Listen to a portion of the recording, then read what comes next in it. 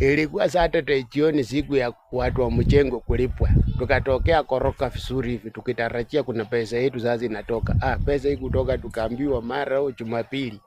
Na mbele na nyuma nilikuwa na 70 pop. Kasema hii itatoja kununua unga. Nikaamua niingie kwa hoteli pale. Nikawaambia mnichafulia 70. Na wakasema iko, wakachafua. Sasa nikakuja nikasema ichafua at least nikisema chapati moja na matondo haitaweza at least ichafua. Nikachafua. Kwenda kuchafua hivi nilisikia kasauti harufu kingine kaishapo hapo ndani. Kasema mimi nitavumilia tu bwana, sitakorokeka kwa tumbo. Nikamaliza kufika kwa nyumba hivi nilisikia tumbo ikaliki bwana. Tumbo imekuwa airport, nasikia ndu yani ndeke zinatoka left right center, zinatoka huku na huku. Nikasema hapa tumbo iko na story usiku mzima bwana. Nilipoamka asubuhi punda zinga mimi nilisema tu ni hospitali bwana. Nikatunda pale hospitali. Nilikuwa public hospital.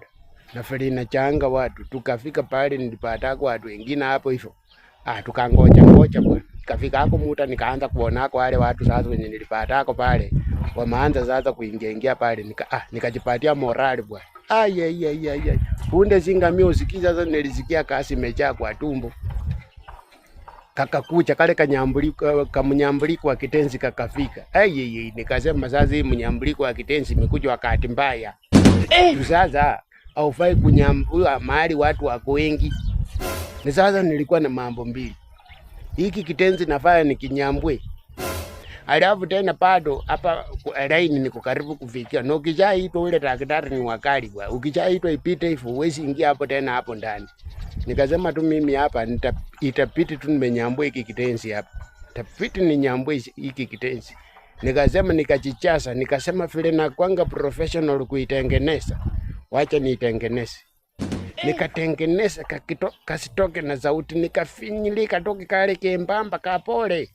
Alafu kama katatoa matokeo huko, mimi ndakauka na nichomoe macho sio mimi. Nikaenda nikajipanga.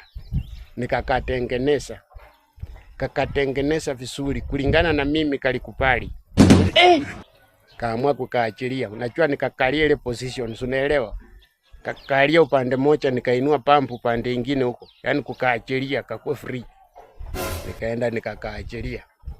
Kalipotoka kalitoka pole kale kaembamba kale karefu. Sasa unajua wakati nilikuwa nakaachilia kakiwa kembamba hivi. Nikaanza kuona watu wote wamekeuka. Kuniangalia na volume za macho sikapanda. Nikasema kwani kametoka tu na kutoa matokeo saa hiyo. Sasa mimi nikashikwa na wasiwasi, nikasema wacha nikamalizie pia mimi nikauke. Kwenda kukamalizia nilisikia pia mkurumo nikasema kumeenda aje bwana. Kwenda kushtuka hivi watu wanaamuka bwana. Mimi kushtuka hivi naona kumbe earphone inatoka kwa masikio inaanguka.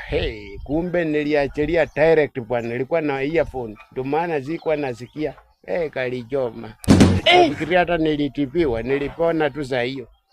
Nilipona nikarudi nyumbani.